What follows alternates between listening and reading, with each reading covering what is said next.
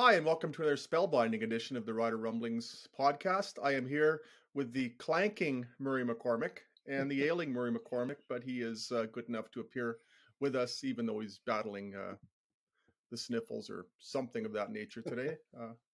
Hope we both survive this one, Murr.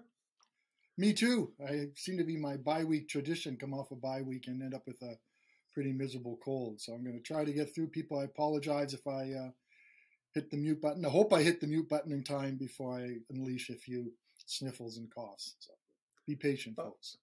Well, I'm getting a few sniffles and coughs from people today. Yeah. I wrote a column that was filed Tuesday morning on leaderpost.com and our various properties saying that Craig Dickinson and Jeremy O'Day should return. Some people are saying that as a result, I should not return. And some people agree. It's one of those angles, though. I don't think, had I written the opposite, I think I would be getting a fair bit of disagreement too. It's one of those angles, I think, where there's really no right or wrong. An opinion, I'm not sure it's divided, but there's certainly I think people who feel strongly on either side. What do you make of all this, Murr? Well, as I keep stumbling back to that 4-1 start, thinking, man, would we ever be at this point of the season with 2 games left that we're talking about, how secure the jobs are, Jeremy O'Day and Craig Dickinson. We never imagined that. And your column handled it very well today on that aspect of, back then we were planning parades almost. Not quite. They were 26-9. Yeah. If you look at it, they lost their first 2 games in 2019. After that, they were 26-9, carrying through the 4-1 start this season. How do you go from 26-9 to they should be dismissed? I just don't see that. That's what I do. Also, and this may be stretching out you. Who do they replace him with too? Are there many guys out there to replace him with right now? And I think I'm on your side with this column. I've waffled a lot though, thinking something has to happen though. There has to be consequences, to quote one great Eskimos head coach. There has to be consequences for what's taken place this year. And I think there has to be some changes for what's taken place this year. I'm with you. I don't think the changes necessarily have to happen at the top. I think they have to happen down at the lower levels. Maybe bring in another offensive coordinator again, which creates another controversy. But I think there has to be consequences. But I'm with you. I think O'Day and Dickinson should get another shot and should get another year to get in hopefully a more normal year without COVID, without stomach ailment, without the Garrett Marino distraction, which you and I both agree was probably the turning point of the season, without Duke Williams being, acting his way, and maybe having a normal football season and seeing what they do then. I think it's be an overreaction to get rid of them right now. But same token, as I said, there has to be consequences. You can't just stay at the point where they are now. They have to bolster the offensive line right off the bat. That has to be a priority from the top right down to the bottom, bolstering the offensive line. And I think O'Day and Dickinson are the 2 guys that are probably the best suited to do that right now. Does that make sense? I'm not sure consequences is the right word. I think there has to be accountability, and I think there has to be an ultimatum. This cannot be allowed to persist. If you look at the majority of their work as head coach and general manager, it's been positive. The numbers do not lie. So they've demonstrated that this team can win under their administration. Now, I think the marching orders from Craig Reynolds have to be, get back there, do what you have to do to get back there. I think there has to be an ultimatum, and the consequences would be, if they can't fix this, it's at some point in 2023, then the people who are yelling at me today will get their way. I just think that considering the body of work, I'm just not sure it's time to throw all that overboard. I don't pretend that either one of them has done a fabulous job this season, because again, the numbers do not lie. But I just think there's a recency bias here that may cloud judgment if it's allowed to carry the day. And I think to the extent that is feasible, I think they need to take a long and somewhat dispassionate and logistical look at this and dissect why it happened, how it happened, and maybe to a degree say some of these things that went wrong were beyond anyone's control. And some of the things that happened were totally within their control. Just do a better job. You and I have been there. We work for Bob Hughes. We work for Greg Drinnan. What happened when we wrote a bad story or had a week of bad stories under Bob Hughes and Greg Drinnan? Did they fire us? No, we are still doing this podcast. We are here decades later. But what were the marching orders? Don't let that happen again. What happened when we worked for Greg Drinnan and somebody scooped us on a story? You did not want to come to work the next day. You did not want to pluck a note out of your mailbox. You did not want to answer the phone. What you wanted to do was Greg's old saying was, if they scoop you today, scoop them twice as bad tomorrow. And that was the do a better job. And he was right. Greg was absolutely right. When we screwed up, we heard about it. When we did a good job, we heard about it. And I think that's almost the mindset that has to apply here. Do a better job. Do a much better job. And if you do, you'll be rewarded with more longevity. If not, then change is inevitable. Haven't they had a whole season, Rob, to examine what's gone wrong, though? Like, I outlined them. We can limit the 4 things that have gone wrong. I forgot to throw in penalties, which seem to have gone which haven't been as bad lately. Yeah, they haven't been as bad, but I think it's because everything else is kind of overshadowed. Now the Denver Broncos are taking them. Every team I follow gets penalized or something. That's true. But what a game by Alex Singleton. Sorry. Where was I? I was talking about they should have looked at they've had a season to examine it. So I wonder how much navel gazing has to take place during the off season.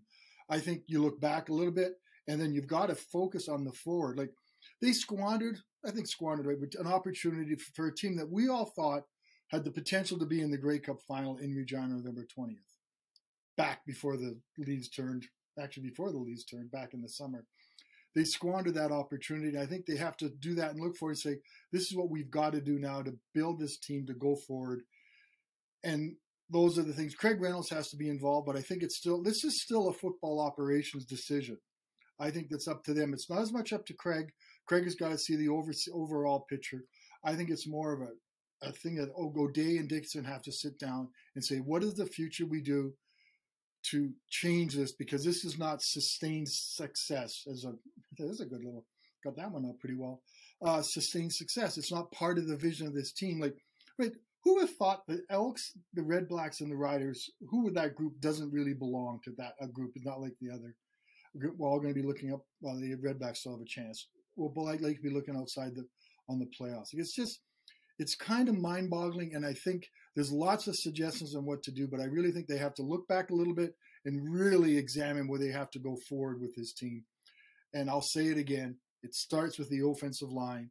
And once they get that somehow sorted out, and I'm not saying it's easy, because if it was easy, you and I could probably do it, but they have to start with the offensive line and get some foundation amongst the Hoggies there that they can build forward, and everything else from that point will improve. That's my thoughts. Well, what did Brendan Tammon do when this team reached a nadir in 2011? Then they'd had pretty good success leading up to 2011, not dissimilar to the last couple of seasons where they had a solid level of success, didn't win a championship in the first few years under Brendan Tammon, or the first couple of years that he was here during his return to the Roughriders. But in 2009, they finished first. They got to the Grey Cup. In 2010, they got to the Grey Cup again and lost. And the 2010 was Brendan Tammon's first year as a GM, succeeding Eric Tillman. In 2011, the wheels fell off. What's the first thing they did to fix that? They in 2012, February 2012, hello Brendan Labatt, hello Dominic Picard. They drafted Ben Heenan, and they'll get another high draft pick next year. And they also acquired Xavier Fulton from Edmonton. The only holdover on that offensive line from 2011 to 2012. Hi, Candy. Oh yeah. The only holdover was Chris Best, and my dog is the best. And so I think they're at that point again. You need some building blocks. You need some cornerstones, and they just don't have them right now. And that's not to say they can't get them. They've just got to be more aggressive. Jeremy O'Day found $250,000 to sign Duke Williams during the offseason. That turned out to be a an unsuccessful transaction. But let's spend that money if there is such a player on an offensive lineman or two, or go find one. They've got Paul Jones. He's their assistant GM. He's reputedly one of the best personnel people in the history of the Canadian Football League. So again, Paul Jones, find some offensive linemen, find some offensive tackles. I agree completely. Oh, I wish I had a way of compounding that by saying I disagree with that, but I agree with that. They've got to find this tackles. We all going to look back on this season. We'll look at the 4-1 start and what was on that. From the beginning of the season, we knew the offensive line was going to be a challenge. And it was. But interesting thing, we both thought signing Duke Williams was a pretty good idea back in February. Yeah, I wrote that it was a great idea. They needed a receiver like that. They still need a receiver like that. And I don't think he's going to play. I don't know what his status is going to be for this week. I don't think it's very likely. I don't know what they're going to bring him back for. From listening to Craig Dickinson on CKRM on Monday, it doesn't sound like Duke's playing. No, and it doesn't sound like Anthony Lanier is going to come back. So the defensive line is going to get that boost in a big game, and that's the defensive line goes back to the Garrett Marino mess on that. Say hello to 150 yards for Kadeem Carey. Yeah, boy, and so Peyton. Who's the guy? Is it Peyton Logan? I think the other guy's name. The other little running back, he's a good one too. Like Calgary's going to have something to play for when they play here too, I think, and I don't think it's just going to be a, just. Well, that's not certain. If the BC Lions win on Friday night, right. BC locks up second, and Calgary has nothing to play for. Okay. So I think there's a reason for Rough Rider fans to be cheering quite strenuously for the BC Lions on Friday. And against the Tiger Cats, that's for sure. So Rob, Tiger Cats play Ottawa. That's right. I know that. Rob, BC's got Edmonton. So what did they do? I've said my thought about. I think the offensive line is the foundation to moving forward. If they keep Dickinson and O'Day stay there, where do you think they got to start? What do you think is a priority for these guys? Knowing that I've already taken the offensive line, so it's up to you to find another spot. Well, they've got to address the quarterback situation, and they've got to decide whether they're all in with Cody Fajardo or not. And if I'm Cody Fajardo on an expiring contract, I've got to decide that even if they want me back, do I want to come back here? They basically, when you talked to Jeremy O'Day not long ago, correct me if I'm wrong, if I'm paraphrasing inaccurately, but the response regarding Cody's contract was, well, we'll talk about that during the off season, which wasn't exactly, we really want Cody back. And if I'm Cody, do I want another year of this if I have options? Do I want another 2 years of this if I have options? Can you be confident if you're Cody Fajardo that this offensive line, this regime can give you the offensive line that's going to allow you to thrive? Are they going to provide you with the receiving core that's going to allow you to thrive? Schematically, am I going to be in a position that's conducive to success? Dare I say sustained success? I guess I can't because I muffed it. But it just it's suddenly they're in a situation where they've got to make a decision on the quarterback. The quarterback's going to make a decision on them. And what you said earlier regarding head coach and GM, who do you replace them with? It's probably easier to find a head coach and a GM than it is to find a quarterback in this league. And especially when I talked to Roy Shivers last week, Roy said the change that he has noticed from when he was a GM is the caliber of quarterbacking in this league. His league has absolutely dive bombed. And if you look past Zach Collaros, and if you look past Nathan Rourke, there really isn't much. No. And so I think part of the question during the offseason becomes, to what extent do the Rough Riders make a big pitch for Bo Levi Mitchell? And it wouldn't, if Jeremy O'Day is back as a GM, I think he will be. You remember in February of 2019 when they offered Bo Levi Mitchell $700,000 to come here, and he almost did. Do they still have an interest? Do they still think Bo Levi Mitchell has some game left? I'm skeptical. I look at Cody Fajardo's performance compared to Bo Levi Mitchell, and Cody has outperformed him. Bo Levi Mitchell isn't even playing right now. And Calgary has allowed, I believe, 13 sacks all season. The Rough Riders have allowed 66. So if you can't get it done behind an offensive line that's vastly superior to the one the Rough Riders have, how much is left there? But you know what? If they sever ties with Cody Fajardo, that's probably where you go to get a quarterback, because what else is there? That's right. I don't think Bo Levi is the answer. I'm agreeing with you a lot today. Calgary doesn't. Calgary doesn't. So there's got to be some reason why he's not their starting quarterback. And Jake Meyer showed it showed it last game he played. He wasn't the dominating player he had been. Yeah, those interceptions were ugly. Yeah, so he's not the second coming, the next greatest quarterback. And they still didn't put Bo in. I know. So why are people are so excited about? Look at the track records. You look at and Bo has a better track record than Cody. We understand. Even Cody would say that he's got all the accolades, the Grey Cups, and those things. But Bo's based on one season, though, if you match them up, I think Cody's better this year. Obviously, because he's still playing because they haven't any other options. But Cody outplayed him last year, and the Riders beat Calgary in the playoffs last year here. So yeah, why is there so much loving for another guy? Maybe because the grass is always greener on the other side of the province or the country or something like that. But Bo Levi Mitchell's a recognizable name, and there's some luster to that, and there's a frustration here with Cody Fajardo. And are you ready to do better? Absolutely. Are you ready to move on from Cody, Rob? I know you have a little. No, I don't. There. I think the answer is, and it's part and parcel of what you're saying. Improve the offensive line. And if that happens, voila, I think you'll get an improved quarterback. It's not really that. Again, I go back to 2011. Darian Durant playing behind that offensive line, it was rather sad. Was Darian Durant finished at that point? No, Darian turned 30, was 29 in 2011 and did not have a great year. And I believe he threw 16 touchdown passes, exact same number that Cody Fajardo has now. Now, Darian had a better year in 2012, and a tremendous year in 2013. And people were ready to throw Darian overboard after 2011. At points in the 2013 season, people were ready to throw Darian overboard. So again, maybe this is a case against rash judgments or judgments based on emotion after a bad year. It would have been pretty easy for Brendan Taman after 2011 to decide they're going to switch quarterbacks too. Didn't do that. And I remember in 2011, even 2012, people were saying, yeah, they almost won the Grey Cup, but that was 2019. That was 2 or 3 years ago. That was 2009. That was 2 or 3 years ago.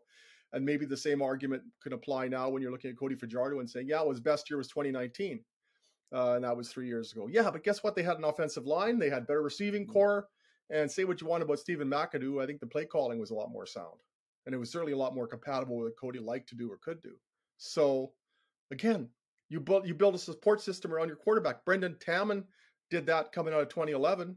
Why can't that be done now? Cody Fajardo was at the same stage of his life and career as Darian Durant was back then. Darian turned 30 on August 19th, 2012, and Cody Fajardo was 31 on March 29th.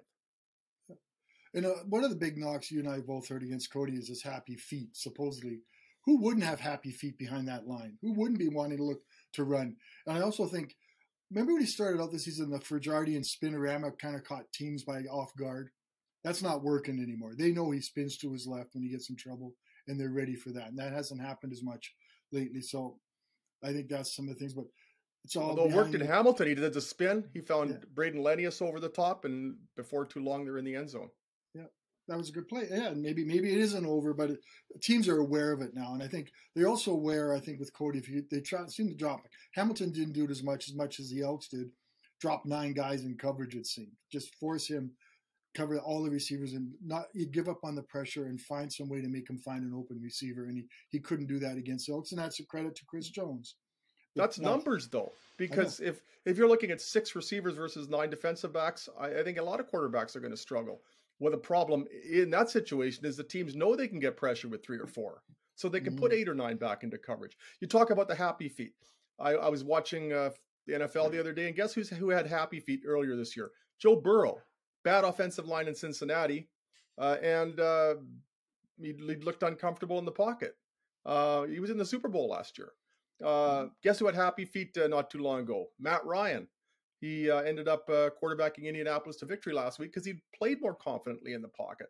So you're talking about one quarterback who's on a trajectory toward greatness, and Matt Ryan has been an NFL MVP, and they're prone to happy feet. You know why that happens? It's not because they are flawed as quarterbacks. It's because they're after a while you play behind a bad offensive line and you're shell shocked. That's not Cody's fault. That is the fault of not of the people who were supposed to put a solid offensive line in front of him, who knew that it had to be done after last season and didn't do it. And yet you blame Cody for being a response that is symptomatic of a problem that was left unresolved. That's preposterous. Yeah. I'm getting in rant mode here. You're in a good rant mode. I'm going to just take you off a little bit of a side here. So, Sure. what do we think about the defense now? Like, it started off really strong. Like, we've been very critical of the offensive line and receivers and stuff. What's going on with that defense? Is the loss of Garrett Marino, and I'm going to mention his name, people will probably mention it, Garrett Marino and Lanier in the middle, been that much of an impact that the defense was good up until after Labor Day, the Banjo Bowl a little bit. Well, the Banjo Bowl was not great by any stretch, but it seems the defense has regressed. Is that just the way things look right now? Well, they only allowed 18 points against Hamilton, and Hamilton's last 4 scores were field goals. Now, the big issue there was consuming half of the fourth quarter, running the football into the wind, which exposed the Roughriders in the absences of Marino and of Lanier, especially of Lanier. Without defensive tackles who are up to it, that's what's going to happen. But AC Leonard has gone, I believe, 7 games without a sack. Pete Robertson hasn't been the same player since he came back from injury. Yeah. So remember early in the year, and they basically had 6 defensive linemen rotating through the 4 spots, and it was working tremendously. And they were leading the league in sacks, and by a pretty healthy margin early on. But as soon as Marino pulls the Marino, as soon as Lanier gets hurt, as soon as AC Leonard stops producing, and Pete Robertson is probably not physically the same player he was earlier because of the ankle injury. Once the defensive line is no longer there, even a linebacking core as talented as the one the Rough Riders possess can't do what it needs to do, and the secondary is therefore exposed. So I think injuries and ineffectiveness along the defensive line have just had a trickle-down effect on the entire defense. The linebackers are still good, though. Darnell Sankey's, I think, has 104 defensive tackles. Yeah, 12, I believe, in the last game. But, and Larry Dean's having a tremendous year, and Moncrief's having a fine year. But can you say that amongst the defensive backs? Is anybody? Nick Marshall will make plays, and nobody else in that secondary can. He's got 4 picks. And Milligan has got 1. Mike Adams got 1. It was on a Hail Mary. I think that's it for the interceptions in the defensive backfield this year. And so nobody in that secondary, with the exception of Nick Marshall, is a threat to not only stop a drive but send it in the other direction. And you also know that Nick's going to have one of those plays where the guy beats him, and that happens to good defensive backs. Even the best get beaten on someone, but some of the guys are 10 yards beyond Nick Marshall. Yeah, but at least he is going to, I think, impact the defense in a manner that can benefit the offense. I think the best you can hope for from the rest of them is a pass knockdown. Yeah. So where are we then, Rob? Where are we on the Tuesday before the second to last weekend of the season? Come on, callers. How do you assess the likelihood of the Rough Riders making the playoffs? What has to happen is basically the magic number, or the tragic number, is 2. Any number of Hamilton victories and Saskatchewan losses adding up to 2 clinches the final playoff spot for Hamilton and eliminates the Rough Riders. So it's pretty. The Rough Riders no longer control their own destiny. Plus, Hamilton's got Ottawa back-to-back, and the Rough Riders have Calgary. Now, Ottawa has shown in the last couple of weeks that they can be the type of team that can bite you. They seem to be a better team under Bob Dice, and good for Bob Dice. The interesting thing with the Rough Riders is that if the BC Lions win on Friday night, Calgary is suddenly in third and can't go up, can't go down. Yeah. So that could benefit the Rough Riders greatly in terms of a motivation standpoint and who they're playing. And it may be a tactical standpoint on the part of Calgary. So if BC wins, suddenly those games against Calgary might not be as daunting as initially thought. The way that BC and Calgary looked for the longest time, it looked like that was going to go down to the final week. And Calgary might play its final 2 games without either one being able to influence where they finish. I think the Tiger Cats are better than the Red Blacks, though, Rob. I think the fact they ran the ball a little better, I think they have a little better defense. And I think the Red Blacks are playing a little bit on the high of having Bob Dyson. He did pretty well the same thing he did too when he came and took over for coach in 15, took over as the interim coach. Yeah. And he won the Labor Day Classic. I think they lost the Banjo Bowl, but he started off pretty strong. They won 3 games under Bob Dice down the stretch after that 0-9 start. So Bob Dice has a way of rallying the guys, and I hope that one day he gets a chance to be a full-time head coach. I think he's proven that he's in that role, but he loves being a special teams guy too. So I think that's something that's going to happen. But I somehow feel come Friday the Tiger Cats are going to settle a whole lot of things for us, and that's too bad for the Riders. But I don't. I mean, this could be over by Saturday. You know, if that's the reality facing the Roughriders. Come Saturday, about 8 o'clock, their season could, for all intents and purposes, be over.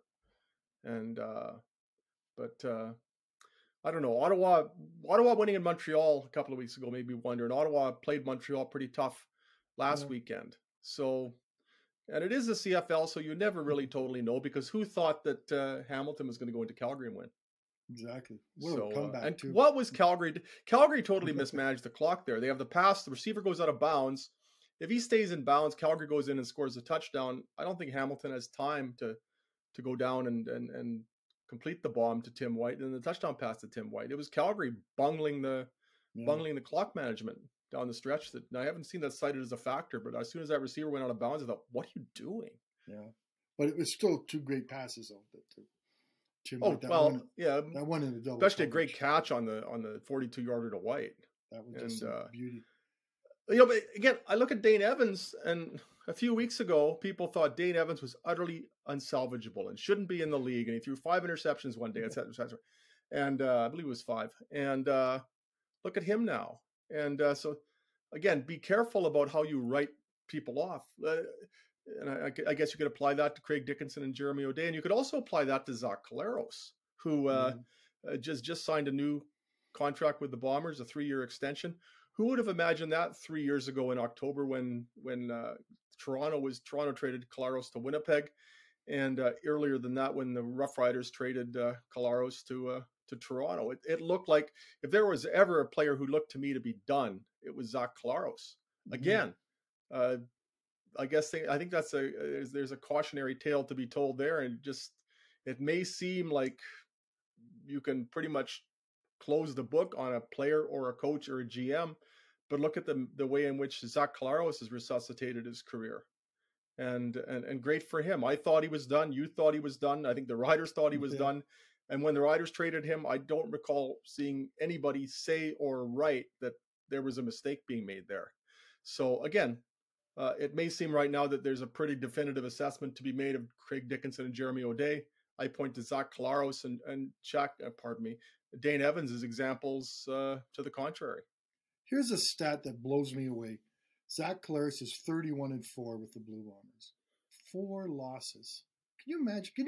When we said goodbye to him and we dealt with him through that season, you never expected him to have that in him. Like 2-time MVP, going to be the 3rd MVP, most outstanding player. No one expected that. I think that's a kudos to Zach for coming back and doing that. Kudos for the Blue Bombers for somehow recognizing that he could do all of that stuff. And that's just amazing. The Bombers for putting an offensive line in front of him. What an offensive line. Didn't that we start with offensive linemen today? Somewhere that, look at that offensive line. They really, I know Calgary's has a few those number of sacks it does, but still, offensive line would you take? In a blink of an eye, you'd take Winnipeg's. They're just so good, so strong, so dominant. I've seen games on TV where Zach's not even dirty after the game. He even has to shower because no one gets to him. His jersey doesn't get dirty or anything because there's no one ever getting to him. And, it wasn't a very sickest time in Regina with the Roughriders. Was not one of the most enjoyable times of his life. And I think our dealings with Zach were kind of rough, to say the least. Strange. And I don't think he looks back on those days, but boy, you really got to give it to the guy for doing it. And a 3-year deal. I think that's a big part. We kind of fought through that strike at the beginning of the season back in training camp. And one of the things that kind of flew under the radar was the guaranteed money. that players are wanting. And I'm assuming, we haven't seen the figures for this, there's got to be guaranteed money in this contract for Zach, for him to sign up for that. Because he was one of the guys you said, why would you sign for longer than 1 year, given the current labor situation in the CFL? So he must be getting his guaranteed money. He lives in Winnipeg, I think, now most of the time. He's got his family there.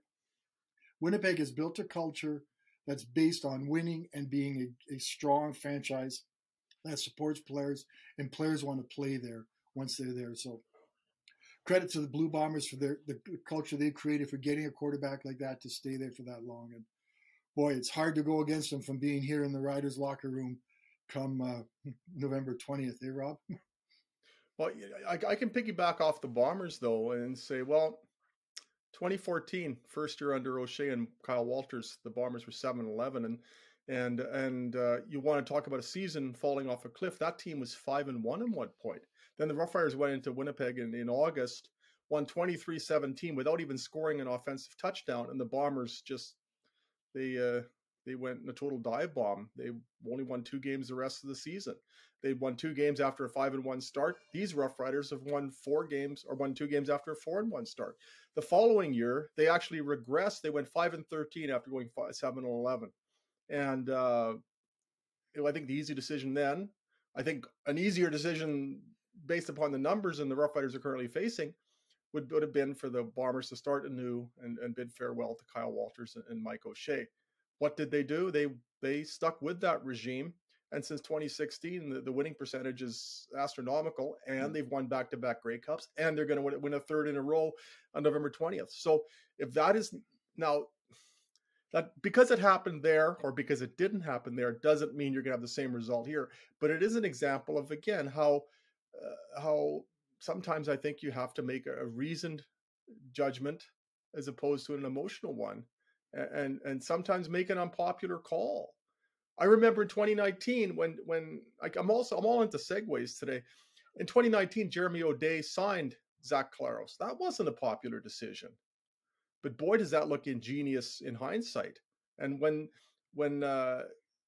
Jeremy O'Day re-signed Zach Collaros, I blasted him for it. Yeah. And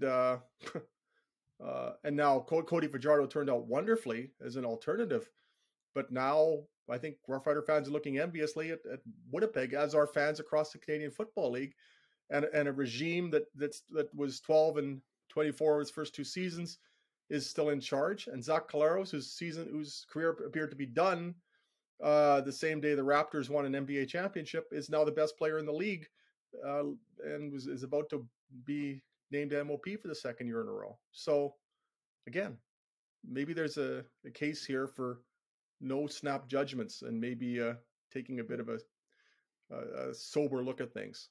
Well, we can provide that opportunity, but then we still have the opportunity, whatever they decide, to have our own snap judgments, our own overreactions. But as we started, not for overreactions, there wouldn't be columnists. So I'm glad there's such a thing. How we started this out, not necessarily with the offensive line, but with votes of confidence. How's that for O'Day and Dickinson going ahead? Can we have one of those? Do ours count at all? I'm not even sure if I called it a vote of confidence. I think it was a vote of competence.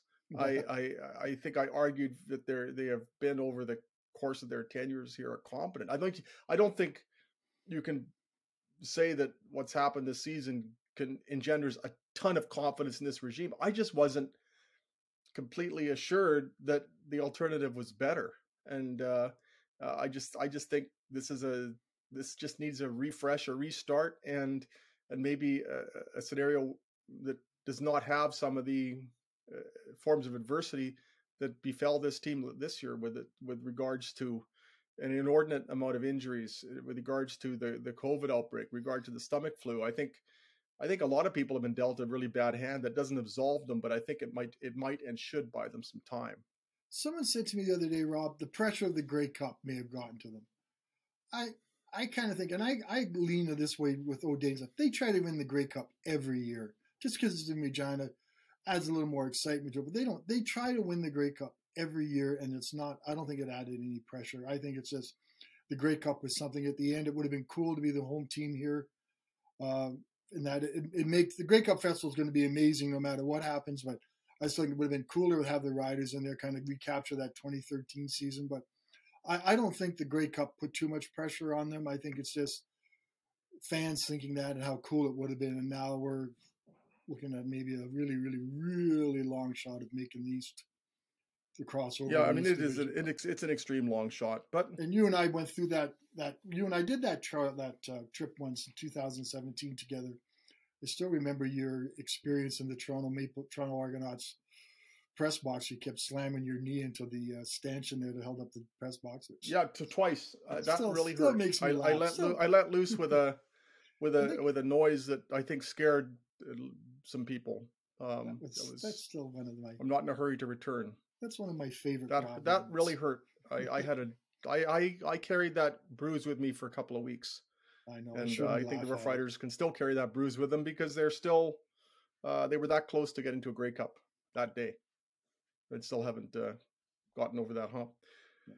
Well, Murr, I think we've squeezed this tube as much as we can squeeze it today. Anything you'd like to add? No, I'd really like to cough, so maybe I can't think of anything I'd like. Well, we better go. For Murray McCormick, I'm Rob Vanstone. If you enjoy the podcast, please leave a review and a 5-star rating. It helps us grow the podcast. You can subscribe to the show on Apple Podcasts, Google Podcasts, Spotify, Stitcher, or wherever you get your podcasts. If you'd like to send us a question, you can email me, Rob, at rvanstone@postmedia.com, and we'll read it on the show. You can follow me, Rob, on Twitter, at Rob Vanstone. Murray is at Murray LP. There. Not the greatest demonstration of diction and elocution I've ever had. I did want to mention to you, and I know we already read the outro, but I said, what a game by Alex Singleton last night. I actually didn't even realize he played for the Broncos. I didn't realize he moved over from the Eagles, which shows how much I follow the Broncos, but, nearly, 19 defensive tackles? And a lot of good it did. Exactly. That was awful. That was so awful. Oh, my goodness. I just say no more prime time for the Broncos. No more prime time. Well, you know how bad it is, Murr? On Sunday, they play the Jets at home, and the Jets are favored. So, the 4-2 New York Jets. And then they go to London to play Jacksonville, and I imagine Jacksonville will be favored in that one, too. I could go on a whole other rant about that mess. Why do teams go to the shotgun when they need 1 yard to go? When did 1 yard to go become an automatic passing situation, and why? The Broncos last night, they ran for 5 yards, and then they ran for 4 yards. They had a 3rd and 1. So you've just run for 5 and 4, yet you feel like you have to throw for 1. Why don't you run the ball for 1? Why doesn't anybody run why do they go to the shotgun? And we've seen that in the Canadian Football League. We've seen that with the Saskatchewan Roughriders. I don't get it. But my dog is so cute. Look at her. She is a cutie. Isn't she adorable? That's my rant for the day. For Murray McCormick, I hope you live. For me, I hope I live.